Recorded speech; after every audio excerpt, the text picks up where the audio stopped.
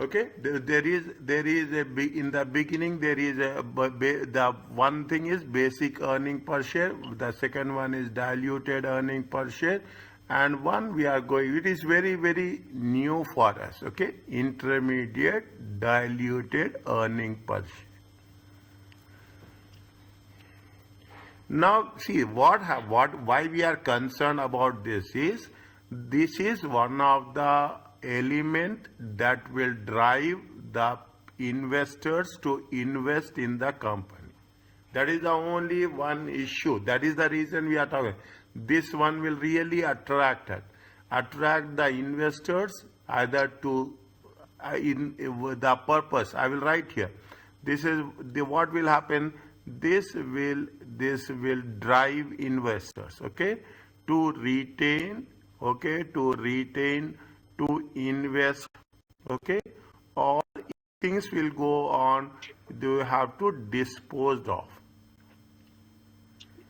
This is why we are talking so much about the things. And apart from that, this is also will make things very clear with respect to the control of the company. Okay, it's like you are having few friends. You are having 5 friends. Okay, now a new person will join. Definitely there will be some uncomfortableness will be there in any one of the same thing happens.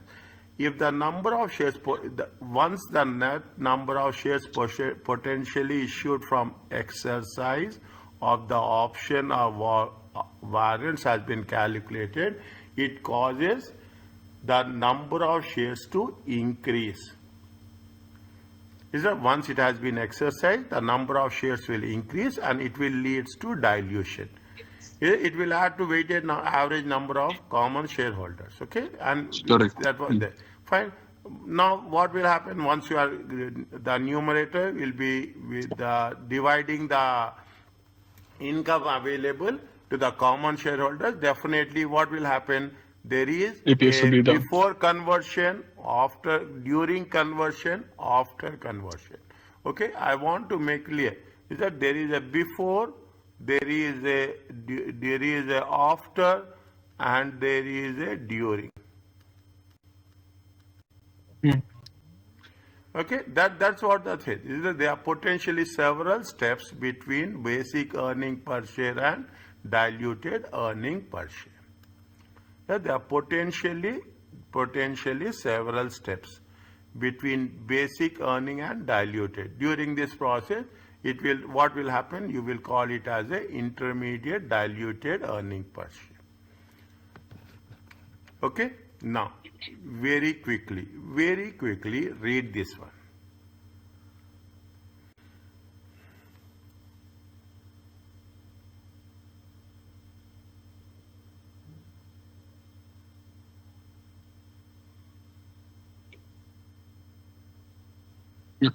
Okay.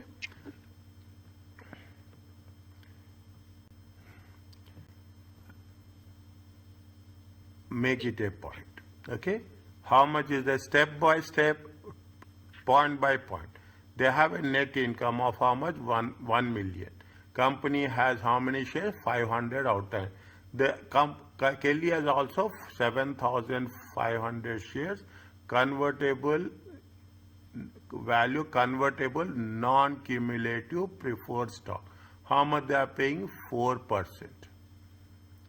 How much they are going to pay? 4% dividend. That were all outstanding all through the year. Okay. When you are talking about the 7,500, 1,000 par value. Okay.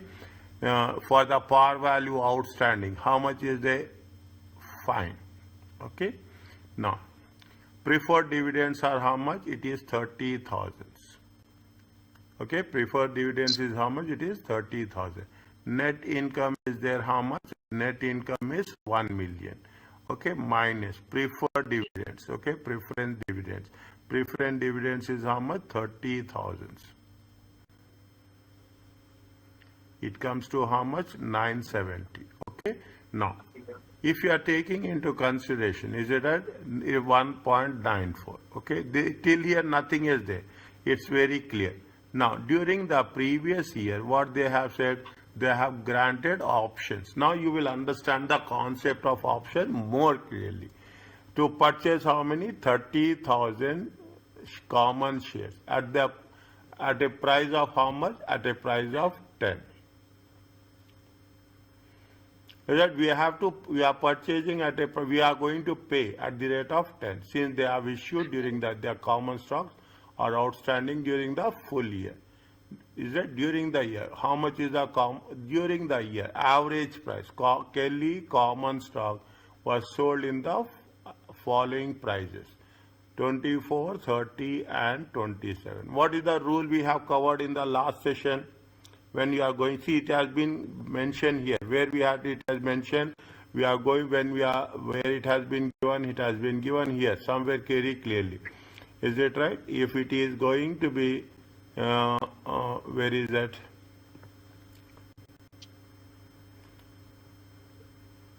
We have said there is a clear rule. Is it right that we have to purchase? See the thing. Steps 1, 2, 3. Okay, steps 1, 2, 3. If I am right. Beginning of the period. See the thing. The options and warrants were converted into the common stock at the beginning of the period, or at the time of issuance, if issued during the period. The proceeds were used to purchase the treasury stock at a what rate? At a average market price. I have put the star mark also here. Is that I have put an asterisk mark where it has going to. This is what we are talking in terms of. Is it right? This what it says. The same one. Okay. Now what they are saying? They are saying that they are going to issue the things. They are going to issue the things at 10 per share. Okay, at 10 per share. 10. How many shares they are going to have? 30,000 shares. Okay, and they are going to purchase at a average price. How much is the average price? 27. Is right? It means how many shares they are going to repurchase. See, you are going to collect how much money? You are going to collect 30,000.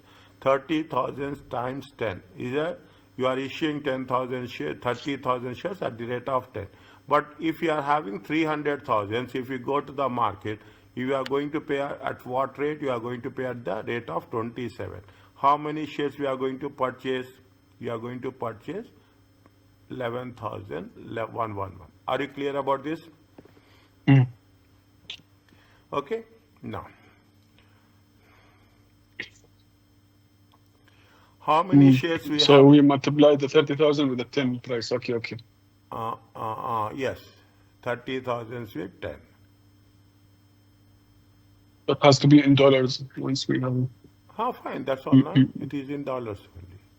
No, I thought it should be only the number of shares. That's why I get confused. No. Okay. Okay. 30,000 shares at the rate of 10. We are issuing. So it's going to be par value. Yes, it is. What is the value it had been determined at the time of issue? Okay, what is the value we have determined at the time of issue? At the time of they have granted options. They have granted options at a price of how much? At the price of 10. They have given you the option to issue the shares at the rate of 10. They have granted the option. Means that option will not be changed. Okay, whenever it is going to be convertible, it has to be convertible at the price fixed at the date of issue. Okay? Yes. Okay, slowly, wherever is there, you want, it's very, very multiple levels. Okay, now, how many shares has been sold? They have sold 30,000 shares. How many shares they have purchased? They have purchased 11,000 shares. Is it right? The net number of potential shares from the exercise options has been how much? The net number of what is the gap is there? That is the difference. The net potential, The is it a, it is 30,000 is minus 11,000, 11,000. which is the 18,000 is the outstanding still out of the market. Outstanding shares. Okay, now what we are doing, this is the outstanding shares. Now you understand what is the concept of a outstanding share. Basically, if you have the we are going by the initial knowledge, always we will use what? Outstanding number of shares. Is that outstanding number of equity shares?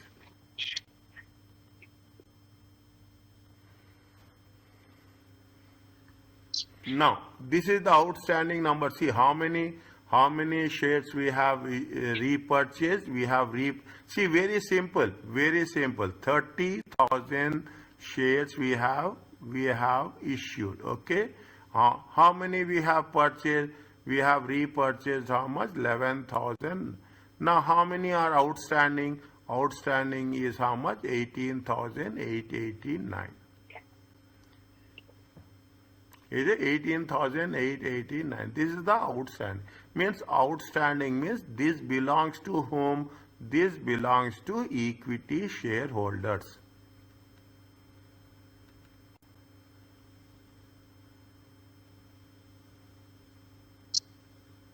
Think slowly. Okay, you have. No, it's clear actually. Yes, fine. Then automatically what will happen? Intermediate diluted earning per share is nothing but 97,970 divided by. Are you clear about this? Yes. Now what's happening? In the initially the basic earning per share, is that basic earning per share was how much? Basic earning per share is 195, 1.94.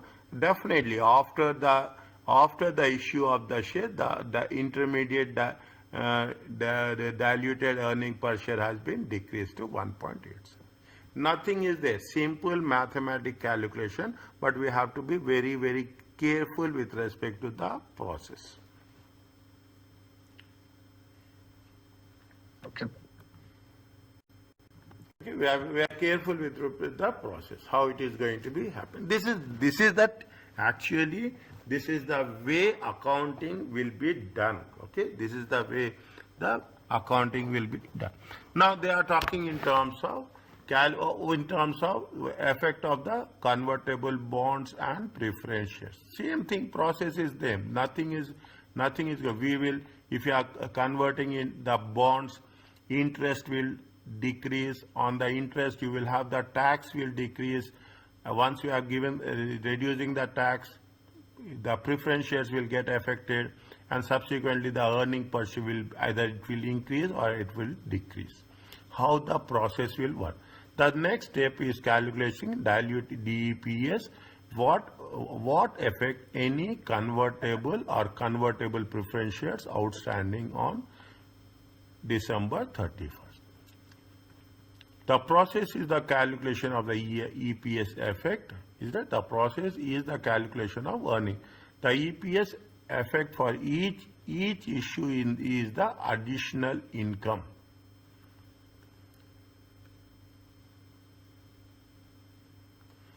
Is that how it is going to be when you are converting it? Is it when we are converting it, something will decrease. Don't say something. I will not say something. Interest expenses, finance cost will decrease, taxes will increase, the profit available, income available will get fluctuations. Okay, and number of shares will also change. It is not one variable. Okay, what will happen?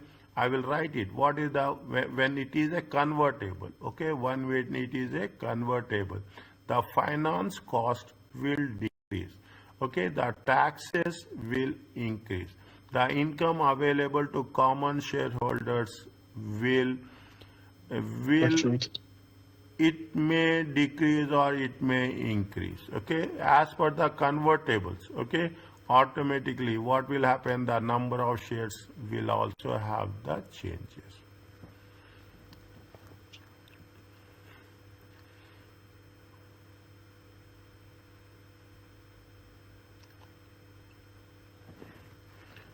Okay, what is the additional income that were available to common shareholders divided by shares outstanding. If all the convertible bonds or preference shares converted to common shares convertible to the common stock. The difference between bonds and shares in respect of taxes will be treated separately. Okay, now what they are saying, we are talking, they are taking into consideration what is the convertible bonds, only with respect to the convertible bonds. Now what will happen if the bonds are convertible, they convert into common stock, more common shares have been outstanding and more income would be available to the common shareholder. It's a common understanding. More shares has been outstanding because issuance of the new shares. More income is available because the company would not have paid interest on the bonds. However, not all the saved interest would have available. Is that everything whatever saved is not available? The company taxable income would be higher if the interest if they have not paid the interest. An increased taxable income would cause income tax to be higher. Therefore, the effect of increased income tax must be deducted from the amount of saved interest.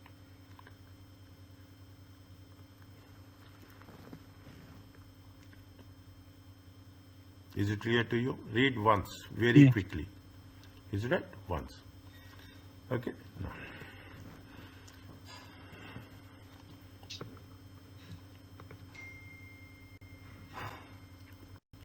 Wherever it is there, just put that thing. More than calculation, interpretation is very important. Is that continuing with the same thing? Is that in addition to the options? Is that how many shares are there? They have issued 30,000 shares. They have repurchased 11,000. Outstanding is how much? Outstanding is 18,889. Okay. Total shares are how much? 500,000. 18,889. Okay. 889. Keep it aside for our references. Okay. Now, in addition to the option, Kelly has 1,000 convertible, 1,000 face value convertible bonds. Is it right? That were outstanding all the year, where the total face value is 1 million. Is that how much is the how much is the interest? 5%. Is that how much is the interest? 5%.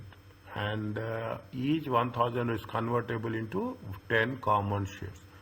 Is that how much? What's happening? See, they are converting. Is that they are converting? How much is there? 1 second. With the total face value is 1 million. Okay. The numerator is what will happen? How much they are going to have the impact? Is it right?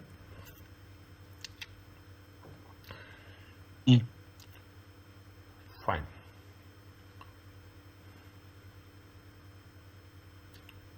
Where is the question? I am just making it a point. Each convertible bonds into 10 equity shares.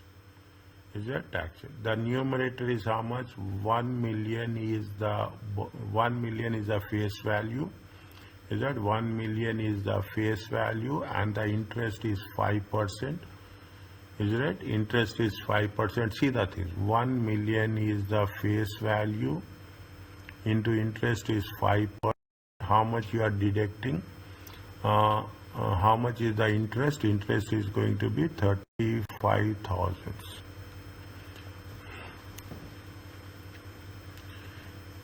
Is it right? Interest is going to be how much? 35,000. If these are going to be counted, this is before. Okay, this is before. This is after. This is before this. What will happen? They would have saved interest. Is it right? They should have saved interest after conversion. Is that they would have saved after conversion? How much they have saved? They have saved with tax. Okay, with tax. Sorry, Is it at 1 second? 1 second. Yeah, the 35,000 is after tax also. Is it right? This is going to be how much? This is going to be 50,000. Okay, minus tax. It is going to be 15,000. Okay, 15,000 at the rate of 30%. It comes to how much? 35,000. Okay, it comes to how much? 30. This is profit after taxes. Is it? Profit after taxes. It will call the interest. After that, it will have saved because of the conversion. The denominator of the EPS effect. Where the denominator, what will happen? 1 second. The denominator is number of shares. Is it? The denominator is number of shares. Okay, the denominator is number of shares. Number of shares are increasing. Is that how many shares? 1 million. 1 million divided by 100,000 times 10 shares. Okay, 1 million divided by 10. Is it? What is the effect of convertible bonds? The effect of convertible bond means each one will get 3.5. Is it okay? No, just 1 minute because I'm trying to know where is the new common share issued. Okay. Number came from. Which one? The 10,000 new common shares issued. Yeah, it is coming from here. Okay. How much is that? See what they say? 1,000 convertible bonds. Is it right? This is the face value. Is it right? This is the total value. Is it? This is the total value. Total value divided by face value of each bond. Okay, total value divided by face value of it. Means what will happen? Again, I will put that is number of bonds. Okay, total value. I will write here total value divided by face value of each bond. This will give you what is the number of new common shares? No. How much is there? The 1 million divided by 1,000. Okay, 1,000. It will give you how much? It will give you 1, 2, 3. It comes to how much? It gives you 1,000 bonds. Okay, it gives 1,000 bonds. Is that one bond is going to give you how many shares? 10 equity shares. 1,000 bonds equal to how much? Okay.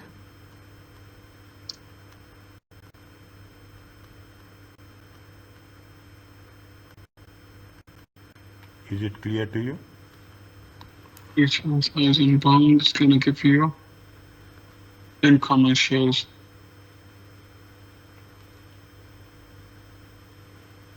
Yeah, okay. Is it right? Slowly thread it, okay? Slowly thread it. The more you do simplification, the more the clarity will be there. Is it right? Mathematical calculations, you should have more simplifications.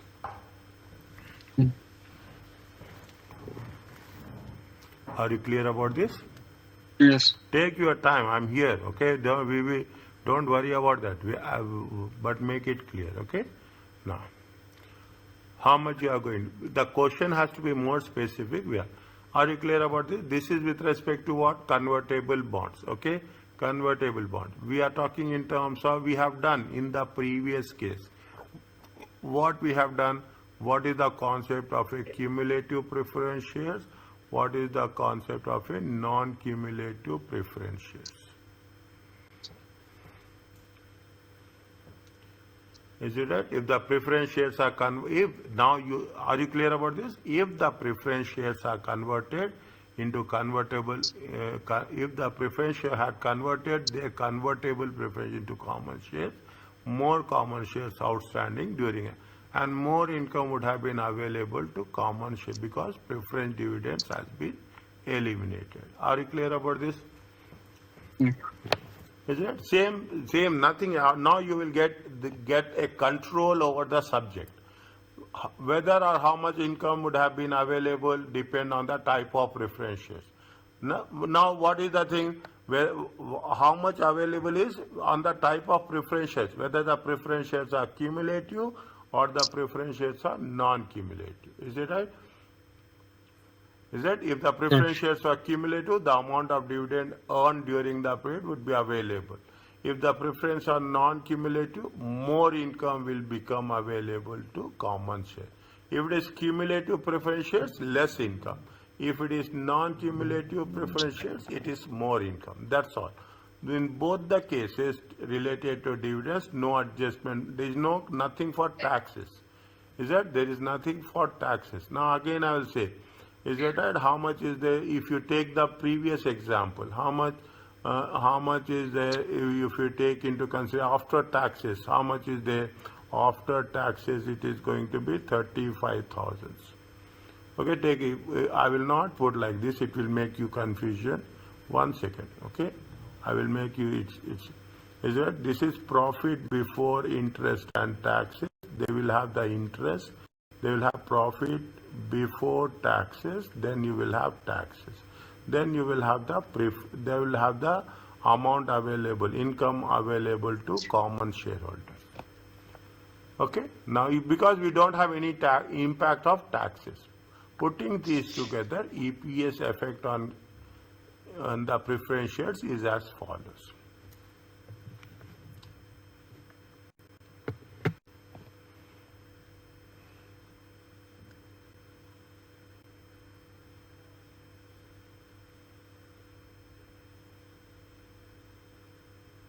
Is it okay? Effect of convertible dividends earned or dividends are declared and or declared non-cumulative divided by number of common shares the preference shares are converted into. Now you see the things. Take the example, okay? Now 7,500, 100. Is it 7,500 shares of preferred stock outstanding all year, paid dividends of how much? 4%. Okay, 4% were dividends were convertible preference shares. Again, why they say non-cumulative? Fine. The par value is how much? 750,000. Okay, 750,000. Preference shares are amounted to how much? 330,000. Fine. Okay, and paid during each preference share is convertible into 10 common shares.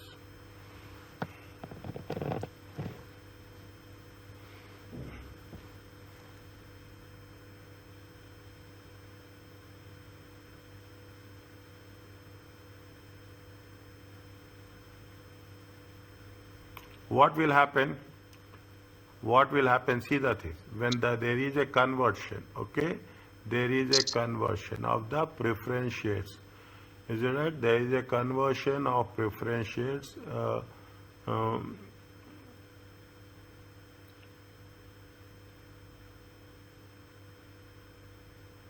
There is a conversion of preference shares. Okay? There is a conversion of preference shares. When there is a conversion of preference shares, what will happen? You are not going, the preference dividends is not paid. Okay? The preference dividends will decrease. Okay? The income available to common shareholders will increase. Are you clear about this? Yes. Okay? Now, the income available. Now, what after conversion? What will happen? After conversion, the number of common shareholders, okay? Number N is number of common equity shareholders will increase. How much we are going to save here? We are going to save here because of the dividends. How much you are supposed to pay dividends? We have to supposed to pay dividends of how much? 30,000. Is that these 30,000s will increase? Okay, these 30,000s will increase away to the equity share. Now, how many conversions? How much it is happening? The same concept. Okay, they have given 7,500. Okay, 7,500 shares. They are converted. Here the concept is different. They are converting 7,500 preference shares. Okay, into how much? Into 10 equity shares.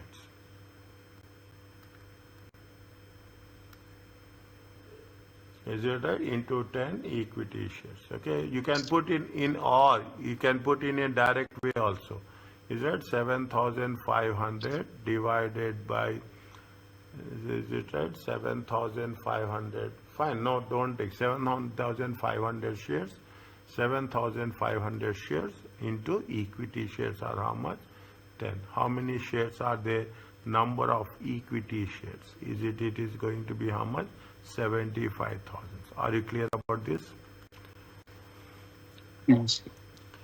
Okay. How much you are seeing? In simple words, how much you are going to save and how much the number of shares will increase.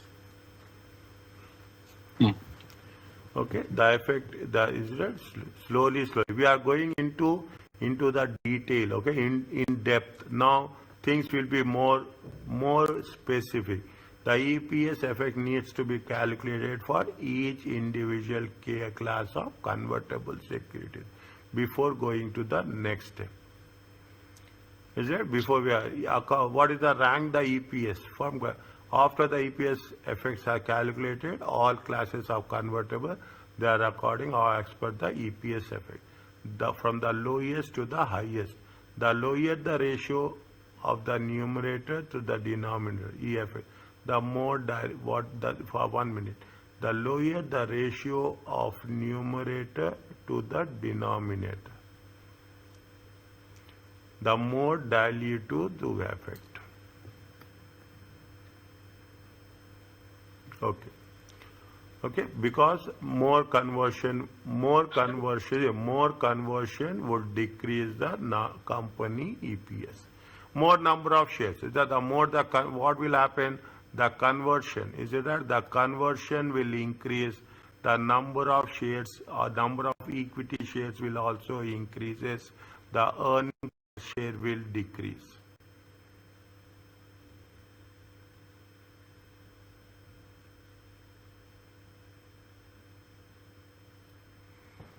Is it okay? Yes. Okay, the number of, I am putting, everything should not be on the statements. Is it right? Make it a point, okay? Make it a point. Should be. The EPS will be adjusted and intermediate will be calculated separately. What we have done is we have calculated IDEPS separately for each security. Is that every security, see, bonds have the different terms and conditions, warrants will have different conditions, options will have different terms and conditions, preference shares, cumulative will have different terms and conditions, and non-cumulative will have different terms and conditions. Okay, that's what it said. They will be according to the requirement.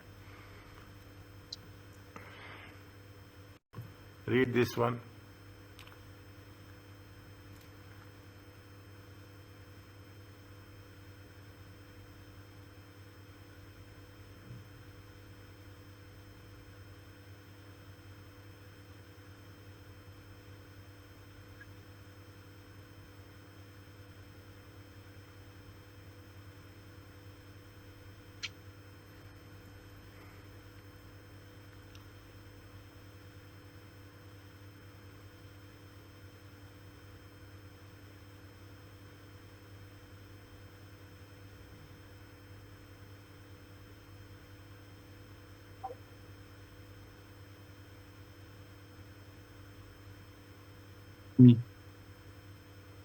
They are given a summary of what we have done before, okay?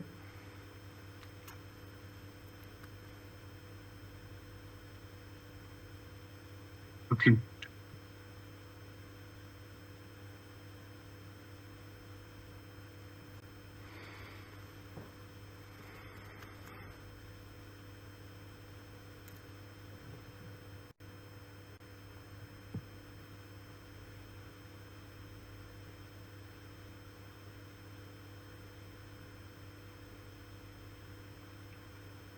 If you have taken the things, what happened? From the lowest effect, the most dilute to the highest, least dilutive.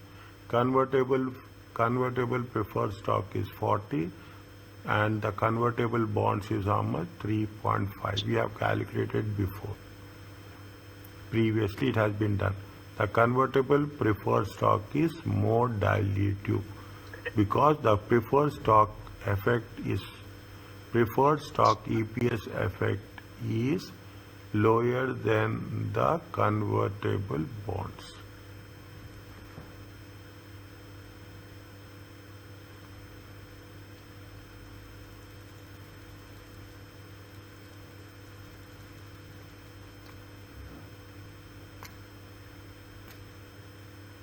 Okay, if we are converting preference shares, how much is it going to get diluted? It is going to be diluted with how much? It is going to have the diluted with respect to how much? 0.40 cents. Okay, it is going to be 40 cents. Is it? If you are converting the bonds, how much it is? See,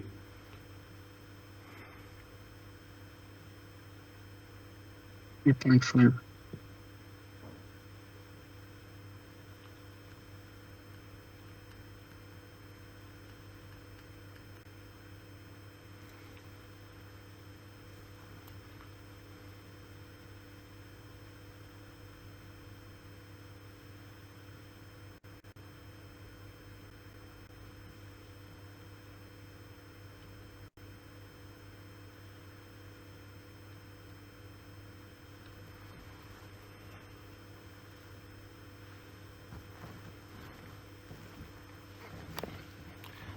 if you are taking the preference shares, how much the earning per share will go down? The diluted earning per share will be how much? 0.4. If you are taking the convertible bonds, is right? If you are converting the bonds, the dilution EPS effect is only how much? It is going to be 3.5. How you got it? Can you tell me what is the difference? What is the reason of the difference? Because the convertible bonds is affecting the numerator and denominator. The convertible bonds are value is how much? 1,000. Is it right? The preference share value is how much? 100. Okay, how many shares are there here? Check.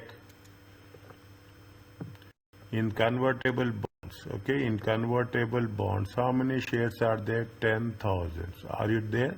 Is it okay? Okay, is it right? In convertible bonds, how many shares are there? In convertible bonds, is it right? In convertible bonds, it is how many shares? 10,000. In preference shares, okay, in preference shares, how many shares are there?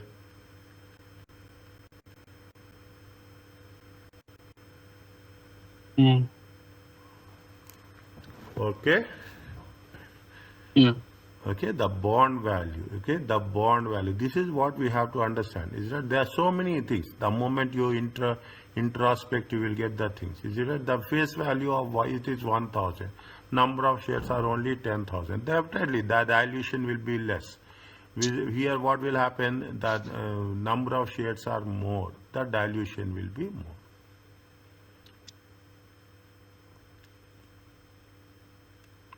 Is it right? You can put like this, okay? You can put like this, okay? Here N is how much? N conversion is how much? The conversion is 75,000 shares, okay? Here the N is how much? N is 10,000 shares.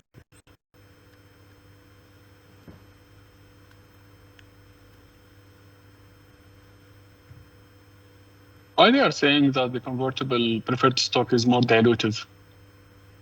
Because definitely now your number of shares are increasing. How much your number of shares? Go in depth. Go in depth. Again you go in depth. Okay.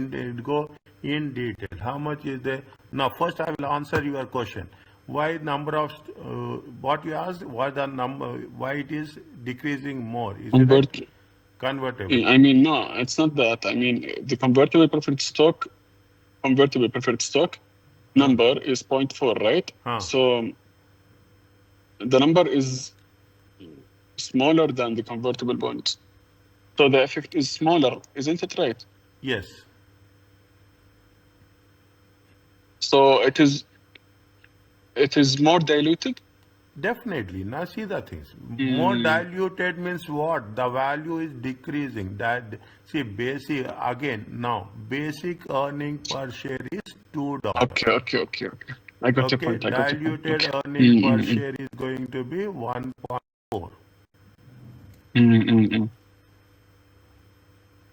Got my point? Yeah. Okay. I got it now, yes. Is it? Yeah. If you are getting the doubts means you are understanding. That is the best common thing. Okay.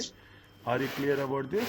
Now this is the Yes. way we have to understand how it is going to have impact on the earning per share. Okay, first say.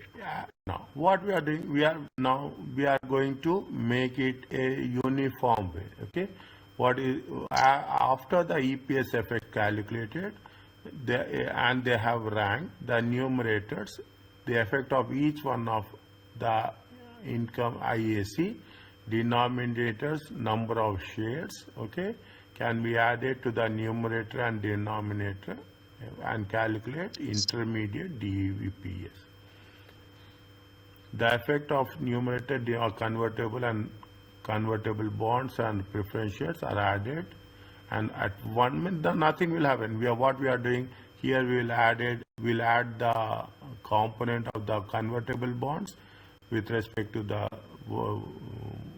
whatever the number we have done, 30,000 and what we have done with respect to bonds 970 and 30 related one, and we'll take the number of shares into consideration. We are summing up, okay, denominators of the convertible bonds preference shares, and at one at a time in a very specific order according to their ranking.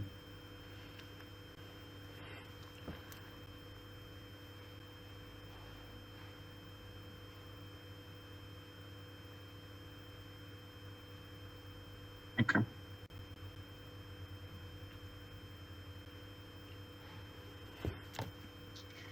Begin with slowly, okay, divide it. I'm going to divide the steps.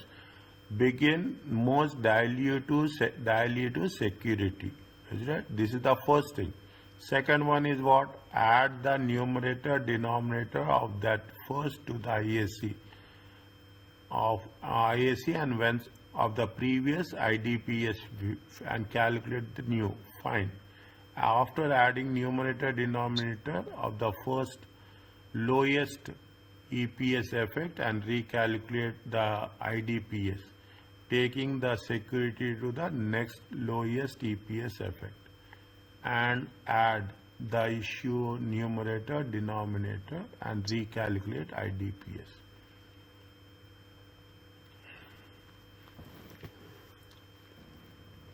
Okay, keep this one. Okay, keep this one as you can put it as a steps, or you can put it as a steps process.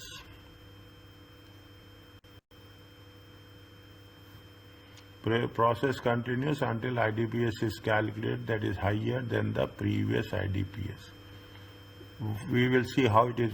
Where is it right? The process continues until IDPS is calculated that is higher than the previous IDPS. The security that causes IDPS to increase instead of decrease is anti-dilutive. Whenever any convertible security would cause to increase instead of decrease, IDPS stops without without including that securities. A security that would cause IDPS to increase will have a EPS effect that is higher than the current. Now what they are saying, in that process we should know what will happen, because what's happening, you will have the basic earning per share. Okay, you will have this is the process. You will have the basic earning per share. you have the diluted earning per share. Now the diluted earning per share is dividing into different forms. Is that one is with respect to the convertible, one with respect to the bonds, and one with respect to the preference shares. Okay, one is a, now we are given the things. Is that if you are taking the bonds, it is going to be 5. If you are taking the say, it will going to be the 4. Okay, then what we'll do, we will take into consideration the higher one. Okay, then we will see the what is happening to the next one. Okay, the process will continue. Is that instead, which is going to be what is the security that caused to increase. Is that if increase instead of decreasing? Is that what will happen? Definitely the here what will happen, the EPS is more, here the diluted EPS is less. Okay, then you will give preferences. Okay, you will give preferences, which one we have to take, which one we have to opt for the first case, which you have to opt for the second case as per the given ranking.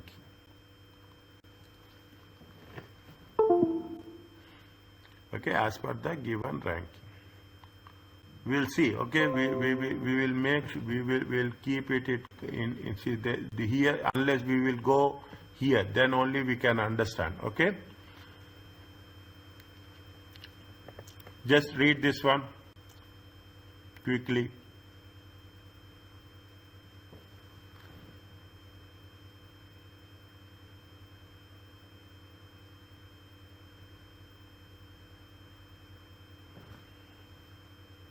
If I am putting a symbol like this, is it right? If I am putting a symbol like this, is it right? It is the change. Delta. Delta.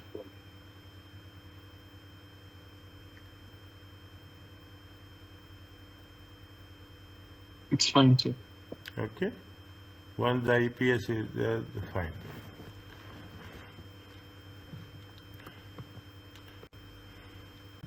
Now you see the things. How much is the?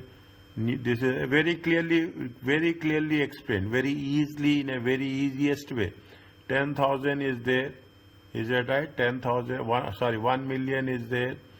Preference dividends is 30,000.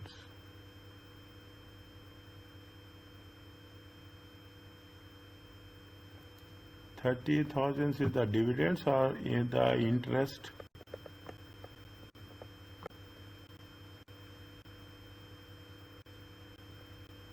Convertible bonds.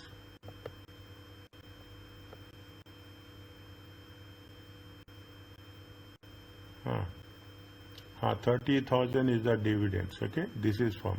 See, make it a point. Which page number it is? It is page number 58. Okay, 58. Is it? It is page number 58. We have given 30,000 preference dividends. Okay, basic earning per share is how much? 970 divided by 1.94. Okay, 1.94. They have given the stock option. This is the outstanding. Are you clear about this? Yes. Okay, 30. I am writing again for our understanding. 1111. Okay, it comes to how much? Now, fine. Now, what will happen? It is diluting. Okay, it is diluting 1.87. Okay, intermediate diluted earning per share. Then is a convertible preference stock. Okay, convertible preference stock. Okay, we have converted the preference stocks. We are not paying dividends. 30,000. The income will increase. Number of shares will also increase. Is that? Now the income is increasing, the number of shares will also increases. Is that? Then what will happen? The intermediate diluted earning per share is 1.68. Is that? You are converting the bonds also. Okay, what you are converting the bonds? When you convert the bond, the finance cost, we are not going to pay interest on finance cost. as well as we are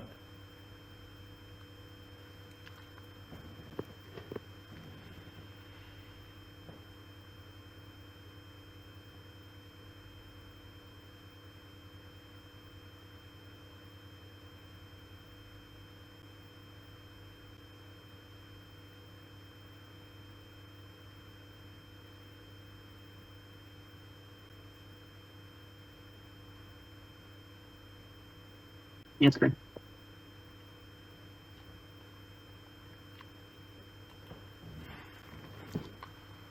this is, they have mentioning what this is anti-dilute. Diluted.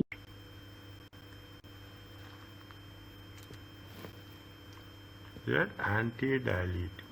The concept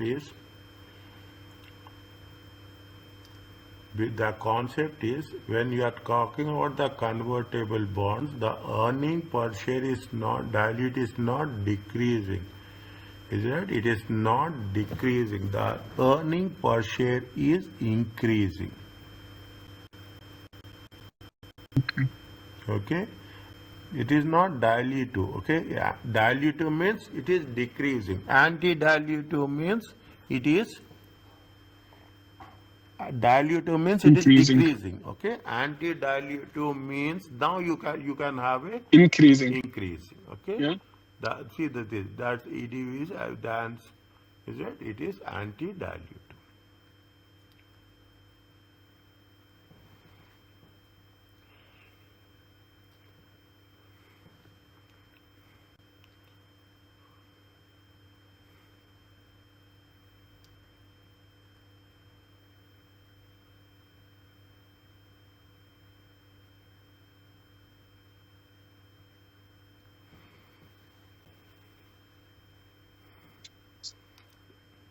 Okay?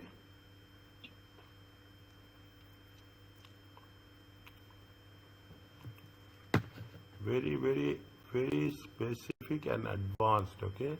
Very specific and advanced. Table for 1 second. Okay.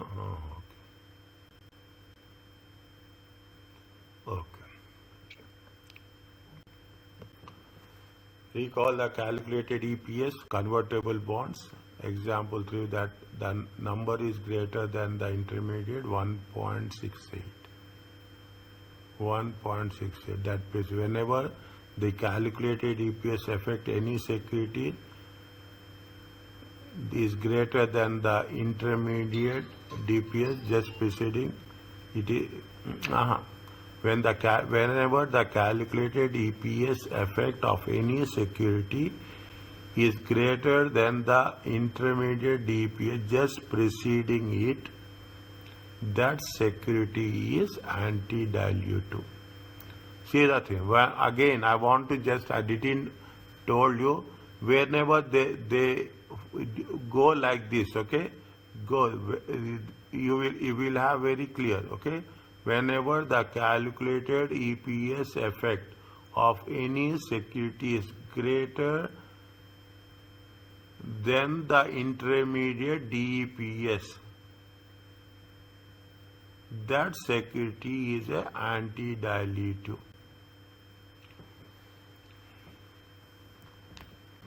In all the cases, is it right? In all the cases, what's happening? Here also it is decreasing. Here also it is decreasing. But in this case, is it right? In this case, it is increasing. The moment it is increasing, it is an anti-dilutive.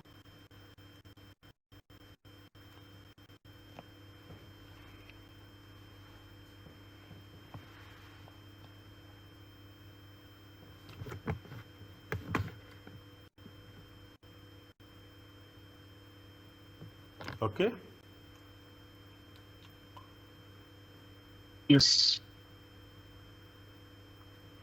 The EPS effect of our options and on warrants or always in, they have no impact on net income. 0 dividing by 0. Options have always added first to the basic EPS, but only if they are dilute. Options are only if they are diluted. Means when you are issuing the effect of options is happen what will happen? It will increase the number of shares. Do not automatically assume that all options or warrants are dilutive. See, again they'll say,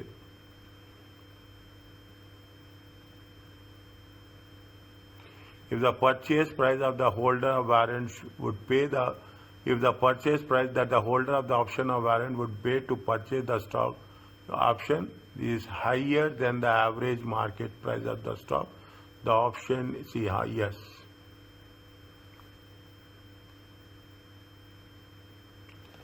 Is it? If they say that if the purchase price the holder of the option or warrant would pay to purchase the stock using the option or warrant is higher than the average market price, then it is going to be anti-dilutive. Then the option will not be exercised. Is it right? Is it right? Then what will happen? Then the option, if that is the case, the option will not be exercised.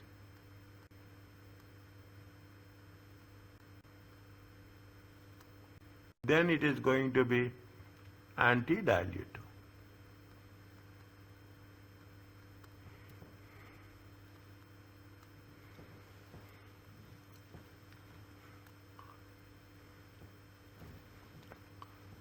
We will focus on this, okay? This is the only one thing we have to be very, very careful.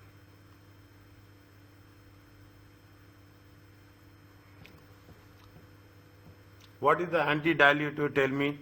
Whatever you understood, just reflect it. Anti-dilutive is once the EPS becoming more than the last. Is it right? See the things. I will put like this. I am getting this. Is it right? See the things. How much is there? 1.94. It is decreasing to how much? 1.87. It is decreasing to how much? 1.68. Is that automatically after this stage, what's happening? It is going up. Okay, it is going up. If it is going up, once it goes up, it's becoming anti-dilutive. Anti-dilutive. Okay, anti-dilutive.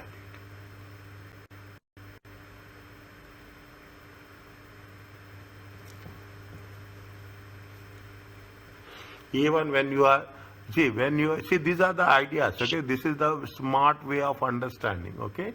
That is a smart way. Whenever you have that doubt, put it in a small, in understanding way, automatically that makes more clarity for us.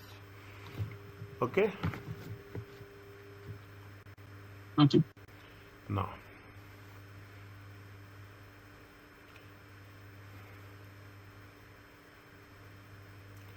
Options of what are there? Given your summary, okay? The following.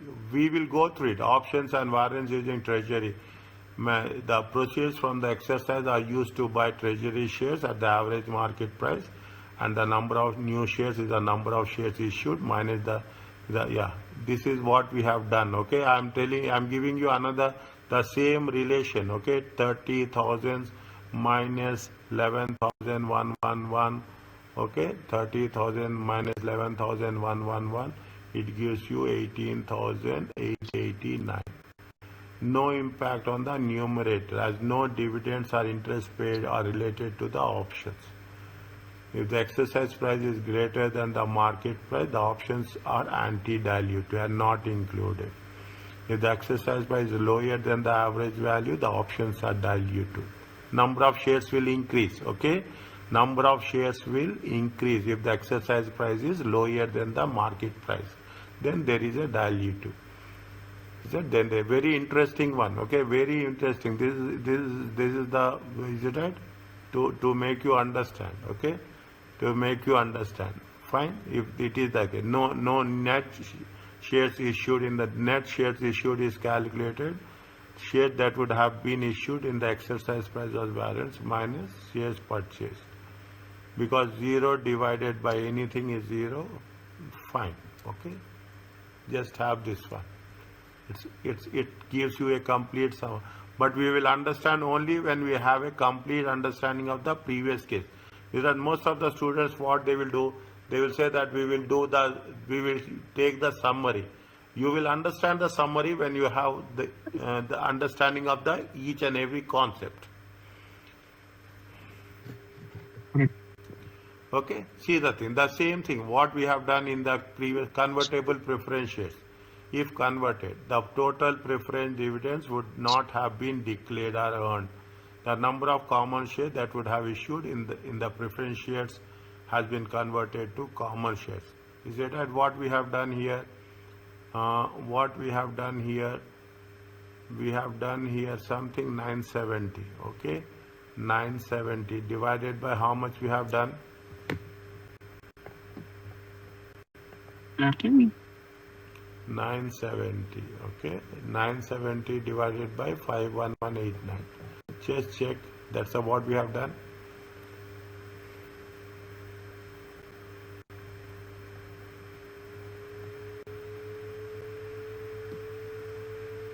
$970. Okay, this is the preference shares now. This is the non-convertible preference shares. Is it right? 970 divided by 51189. 518889.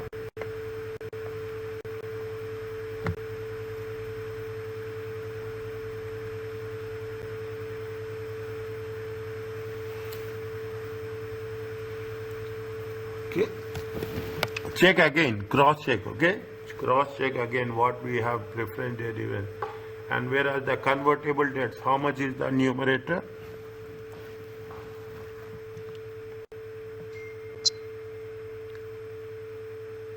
Convertible bonds.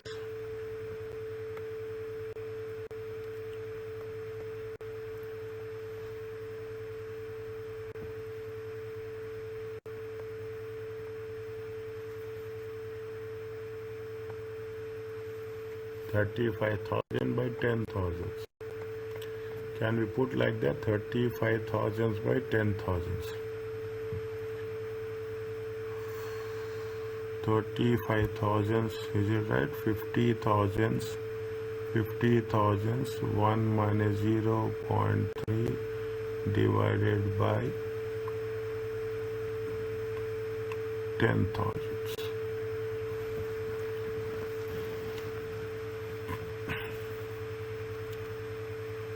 Preference dividends divided by common. No, it is not preference dividends. Preference dividends is how much we have done. 1 second. Preference dividends is how much we have done. 75,000, 30,000, I think so. Is that 30,000? Yes. Yeah, 30,000. Preference dividends is 30,000 divided by 75,000.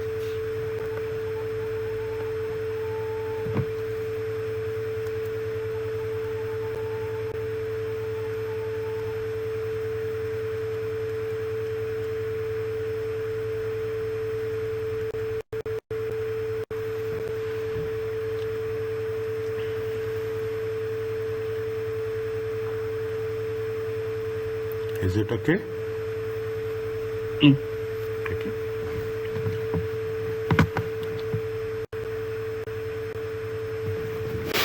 For calculating DEPS, when previous period income statements are presented along with the current year income, for comparison purposes, assume all the conversion occurred at the beginning of the first year presented, unless the option warrant securities were issued later. If the securities were issued later, assume they are converted on the date that were issued. Fine. Is it right? We have to assume that it has been done at the beginning year, unless until they said that it has been done during the year. Okay? It has been done during the year. The conversions has been done at the beginning of the first year.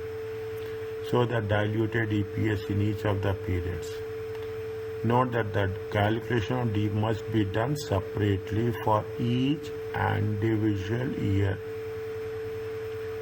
Okay, we have to do it for separately each individual year and each instrument also. Is it right? Each instrument also. Assume that all the diluted option warrants were considered as converted beginning of the year each year. For example, if the same options were outstanding during all the periods presented, the calculation of new shares must be made each year individually using the average market price.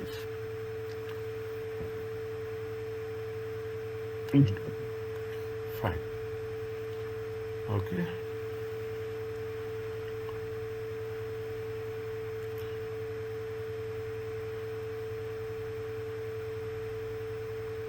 What they are asking us, isn't it? Fine.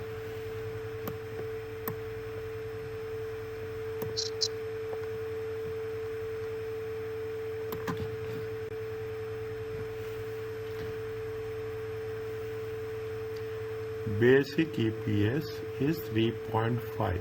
Okay. The company convertible bonds and convertible in the have the following EPS effects. Note, the income and share numbers has been created for the purpose of following. They cannot be recalculated. Okay, they cannot be recalculated. How much is the basic earning per share? Basic earning per share is 350. Convertible bond A, convertible bond B, preference shares A and preference shares B. Okay. Lowest EPS effect. Choose A. Okay. Lowest EPS effect and highest EPS effect. Yes, please. Lowest EPS effect and highest EPS effect. 1.34, 1.98, 2.73. I'm just linking it to the previous ones, okay? Ranking 3.41. We have to rank it from the lowest to the highest one. Okay, we have to rank it to the lowest to the highest one. Okay. Lowest EPS effect to the highest EPS effect. The calculations for each security and the final DPS.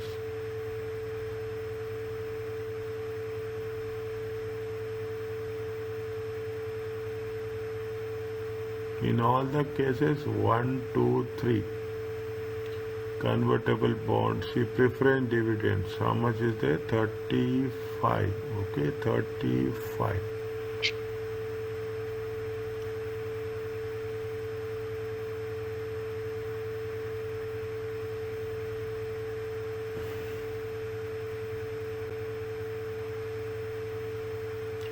$1.340, 10,000.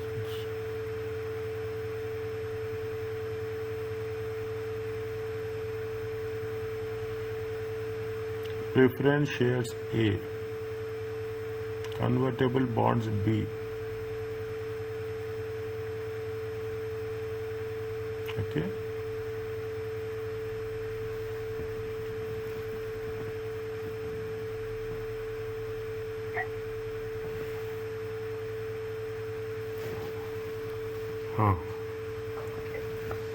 That's why they stopped in convertible preferred Why shares. they have stopped? No, I understand. Because it is increasing.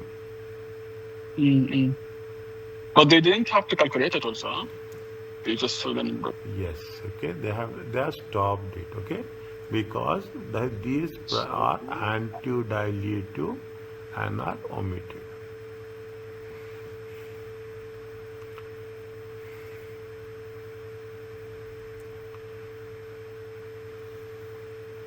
The name itself says diluted. Okay, the name itself says diluted. So the concept of when it is increasing, we should not take that into. That is the reason we are taking the ranking into consideration. The more we will work, the more we will get clarity. Understand my point? Mm. Okay. The one, see what we have done. First, we have calculated the EPS effect. Okay. Once we have calculated EPS effect, we will say the lowest EPS to the highest EPS. Once we have done the lowest EPS to the highest EPS, and accordingly we have calculated intermediate diluted earning per share. When we are calculating intermediate diluted earning per share, we will see maybe it will start. Okay, now we have to think. Sometimes we will think, and it is there in, I think, yeah, not I think, it is there in one of the questions.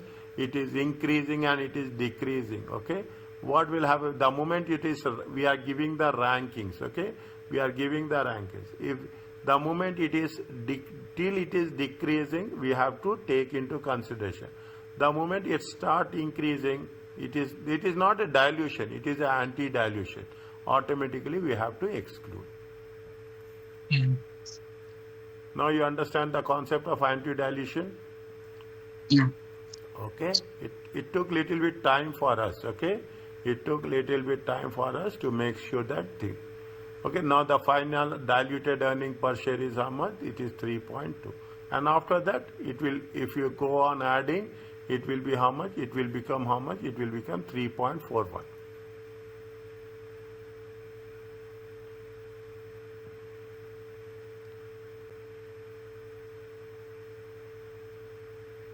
Is it interesting now? Mm. Okay, very important. Okay, this is the difference between a academic program and a professional program. Okay.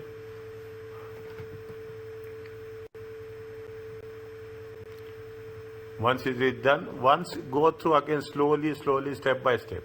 Once it's done, we'll go to the next one.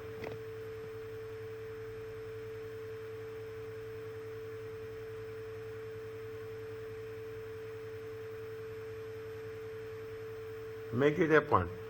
Calculate the EPS effect, rank it, and according to that, we have to calculate intermediate diluted earning per share. The moment the intermediate the EPS is Diluted decrease. yeah, the moment it is decreasing, fine. When it is triggering that it is going to increase, we have to stop it.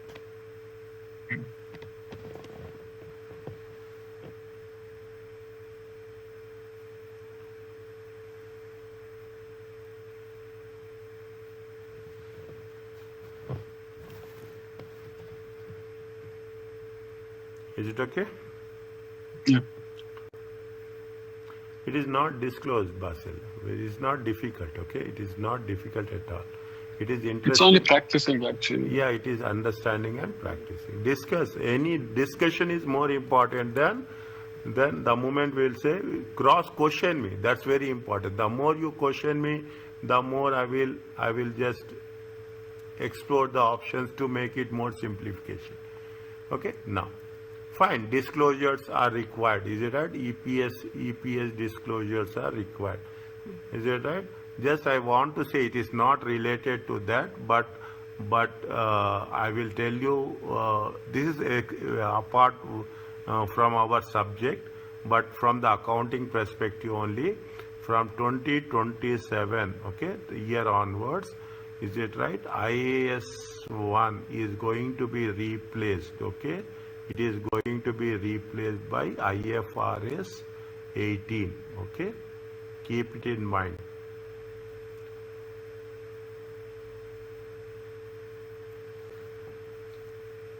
Is it a presentation, all those things? It is not in our syllabus, but it is part of our profession.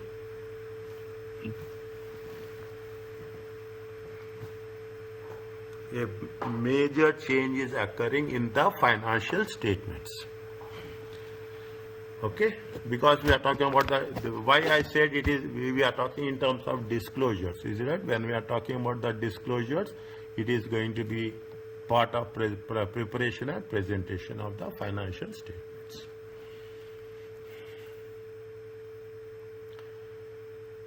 Okay. Okay. Okay. Fine. What disclosures is nothing but whatever we are writing now, whatever you are doing, just we have to mention it. Okay. The EPS must be present on the face of the and the end. Is that in the end income statement? Okay, in the end income statement after putting all the things. Okay, after putting all the things, profit before interest and taxes, profit after taxes. The last one will be, if you see any income statement of any company, it will be there and the on the face of the income statement. Is there from income from continuing operations and net income for all periods. Entities with a simple capital structure should present. They have to present the basic income from income. Okay, from continuing operation, from the continuing operations only. Is that again there is something called as discontinuing operations. We have done little bit about discontinuing operation. All other entities shall present both. In some cases we present earning per share and we also present diluted earning per share.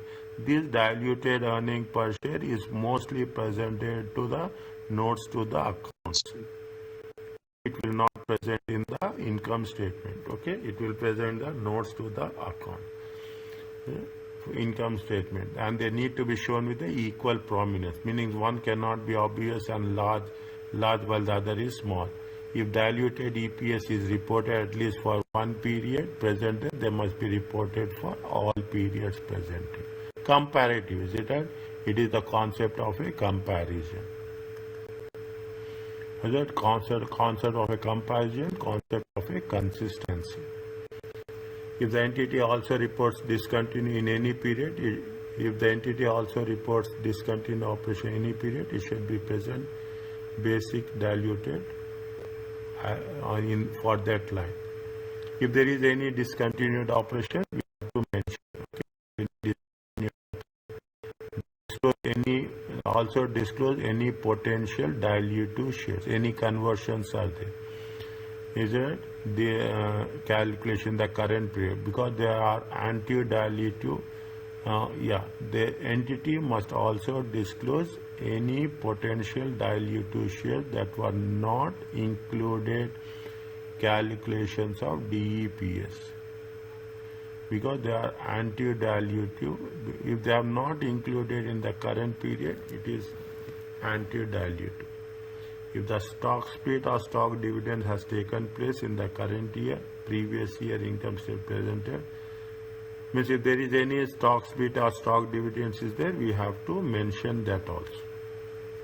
Is it right? It is, we have to restate anything that is happening for restate for all previous years for a comparison purposes.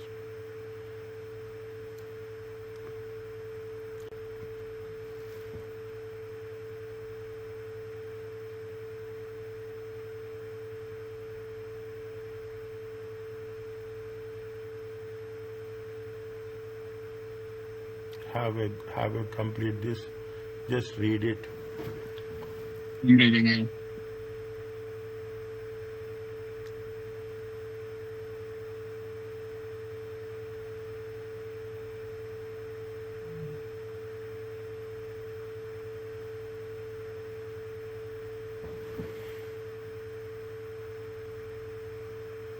Okay.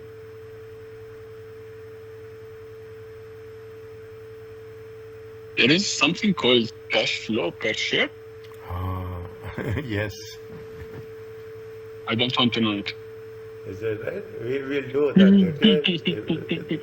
It is cash flow per share. Is it right? Is that, see, you will come across so many things. Is it right?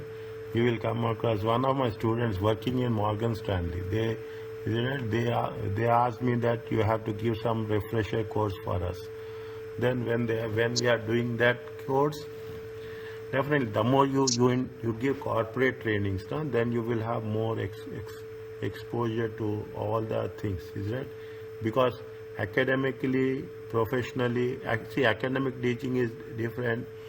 professional certification training is different, corporate training is completely different. Okay, corporate training is completely different.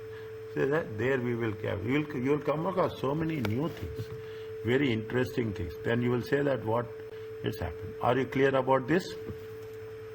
Yeah. A big chunk, a big major part is done. Okay, big mega part is done. We almost done 8 units. Okay, we almost done 8 units. Okay. Now, a major, I can say a major portion, challenging part is over. Now, don't take profitability ratios that we have done. See, this is the area where before time, when I thought this, is that people say that profitability ratios are very easy. Why it is that much required? They will trap you in a basic concepts only. Understand what? They will not trap you in advanced concepts. They will make you basic things only, they will trap you, okay? Whenever we are analyzing profitability ratios, we should understand what are the, see, when we say even a small thing like sales minus cost of sales, is it right? Cost of sales or cost of goods sold, okay? Then you will say gross profit. Then we'll say what are the operating expenses. Then we'll say operating profit. Small things will make large difference. Okay? We should make what are the reasons, how it is going to be affected, how the cost of sales is affecting. In the cost of sales, what are the various different elements that is influencing the cost of sales. Is that in simple terms, they will never ask, don't expect that they will ask you a straightforward question, 100%. Okay, now a simple concept which we have learned, okay, it is what it says, the gross profit by net sales, okay, is that net sales revenue, is that? Now you see the thing, net sales revenue, how many things are there? It is minus sales discount. Okay, it is sales revenue minus sales discount. And what other things are there? It is and sales returns and allowances. If information on sales discounts or allowances is not given, then only sales is given.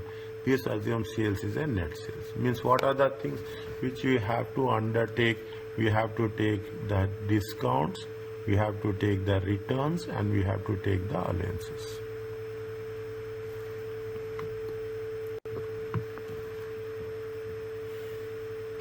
Okay? Simple, straightforward. The most important thing is, this is what they say, is that the percentage is a percentage available to cover expenses. The gross profit margin is a percentage available to cover expenses other than cost of sales. What are the things? Is it the gross profit margin? Is it you are talking in terms of selling, general and administration expenses. Gross profit margin is an important measure for company performance. Why it is important measure for company performance? When we say it is important measure of company, see what you say. You take this concept only. It is 100 minus 66.7. 66.7 is your direct expenses. Understand what? 66 is the direct expenses. 33.3 is your gross profit. Now this is the major element, major chunk. Major share of your expenses is how much? 68%. 67%. Okay, major share of your expenses is 67%. Here you should, the thing is, here only you are going to make a point of respect to what cost control. Other things we will not do. The 68.7% is your cost. There you will focus. What are the reasons? There you have to make sure that you should reduce your expenses. Because for a company, the operating profitability, all expenses must be covered by the gross profit. All the related expenses.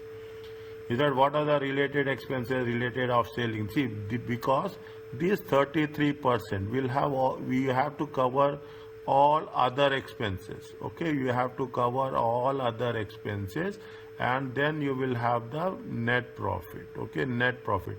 By the time you will reach net profit will be how much? It will be 10% to 12%. Is it right? It means other expenses will be 25%. If you take into consideration how much is the other expenses will be how much? Assume very liberally. Okay, also is it? Other expenses are how much? It will be 10, 20.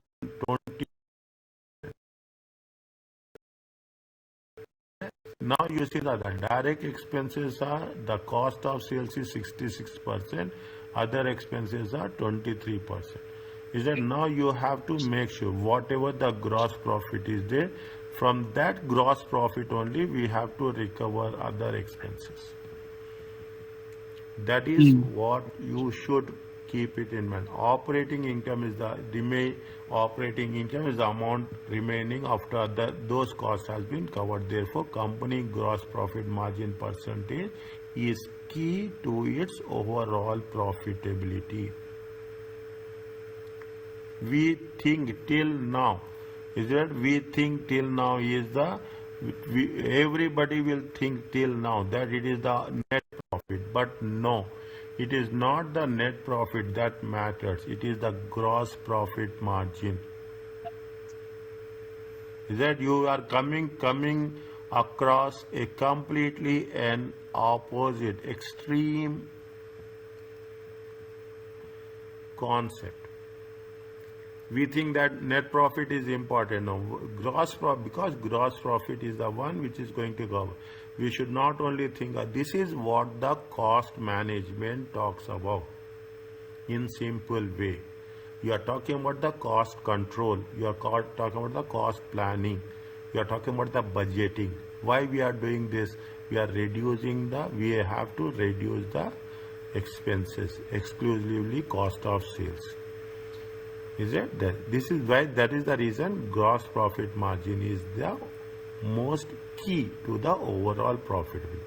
Changes in the gross profit usually what are the changes will happen? This is now you will be very practical. People will always say that you have to increase your sales. Targets will be increased year on year basis. Is that targets will be increased year on year basis. Selling price, unit selling price should decrease. Is that the concept? Is that sales volume should increase, selling price should decrease, and you have to decrease the cost per unit. Increase in cost, increase or decrease in the cost per unit. So the first point is saying that we have to increase the sales in the company. Yes. The second point is selling price increase in where? Selling price decrease, you're saying? Unit selling price should increase. Okay, is it increase or decrease in the cost per unit? So we are increasing the selling price for our products, for example, right? Yes. Okay, and increase in cost per unit, decrease because it's related to cost of the goods sold, right? Yes, and here also another thing is that increase is when we are saying the increase in is that we have to be very, very competitive too. Okay, increase cost. See what happens. We will say we have you. Maybe you will cover this. Is it right? In one of the CMA 1 it is there.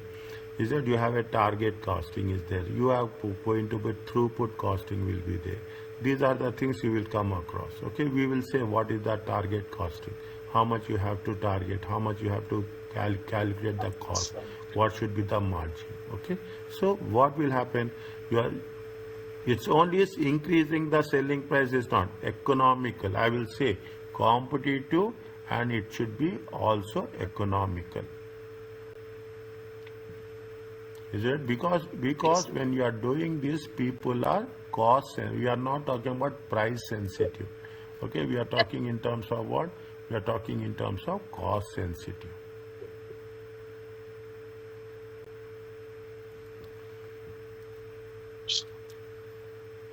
Fine. Now these are the things. Are you understanding how important is the gross profit? Another thing I will tell you. This is what it says. If you take financial accounting, net profit is important. If you take management, cost management, management accounting, gross profit is important. Okay. Okay, gross profit is what it says. We'll complete this. Okay, first we will 1 minute. Okay, we will complete this. Okay. Now, are you clear about this? And see, very simple. This is not a point of discussion, but an analyst outside will have a limited access to information to analyze the changes, such as information number of units. Outside people will not have. For a publicly traded company, some information is included in the management decision and analysis section. There is something called. Have you come across anything like this? 10K and 10Q.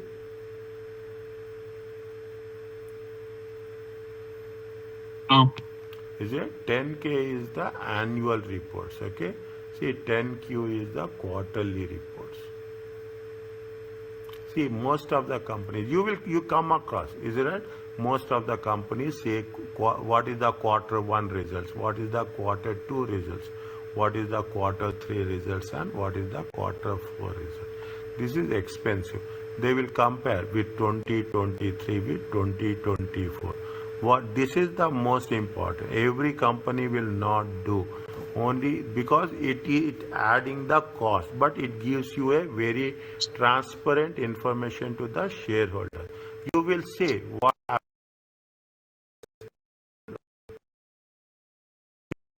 things.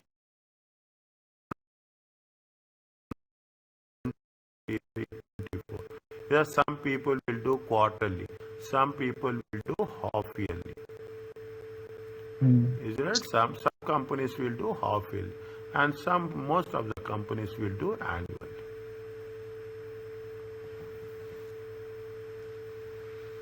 This is where we are doing.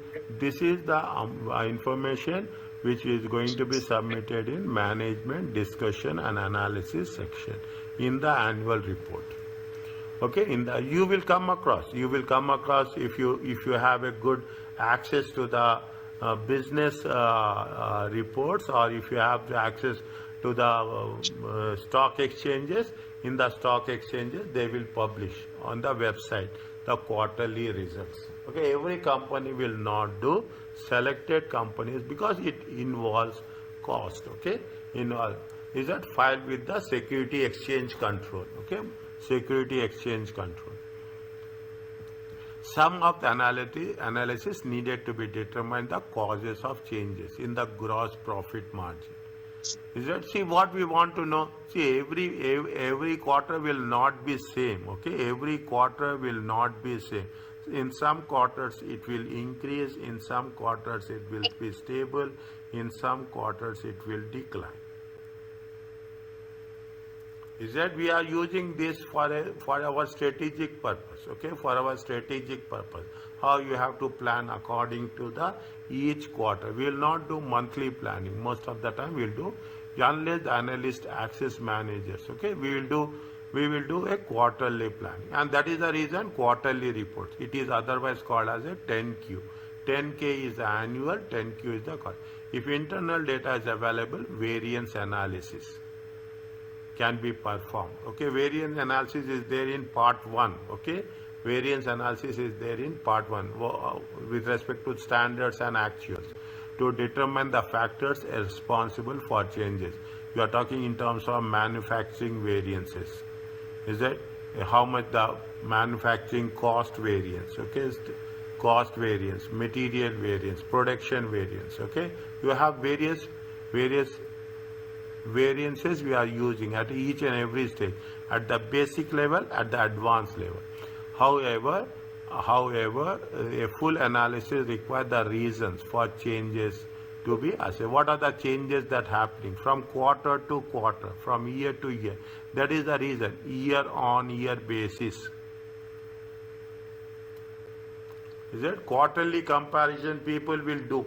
Most of the companies will do quarterly comparison. In some companies they will not publish, but if you are part of your management meetings, in the management meetings they will review quarterly performance also.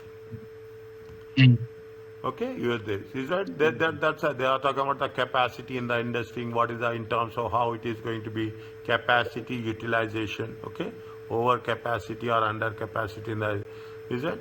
And if that is occurring, then how much the company can do? What the company can do? Alternately, if there is a decrease, what would we?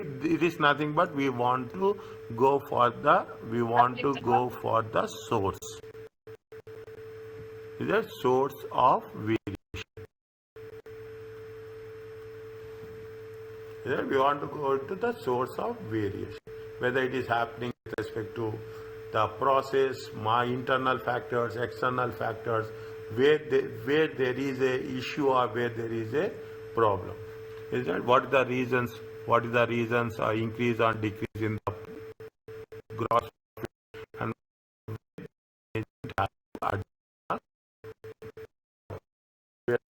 the gross profit is important for another reason. Okay, a low gross profit can be indication that employees theft is taking place.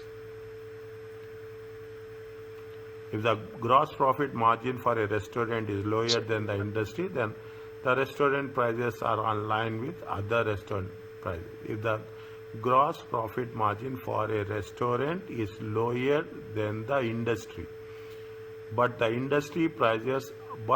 restaurant prices are in line with other restaurant prices, it means that the stick that going out the back door.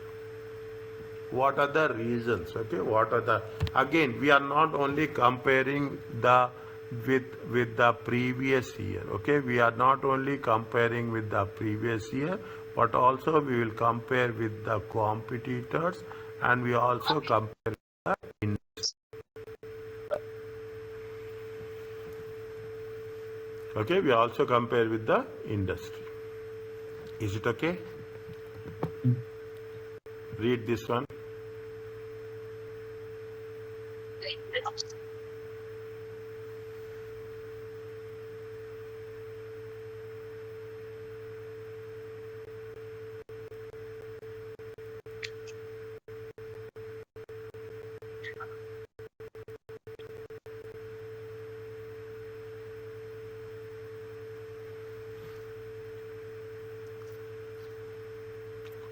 It is the summary. Okay, it is a very small summary of what we have learned.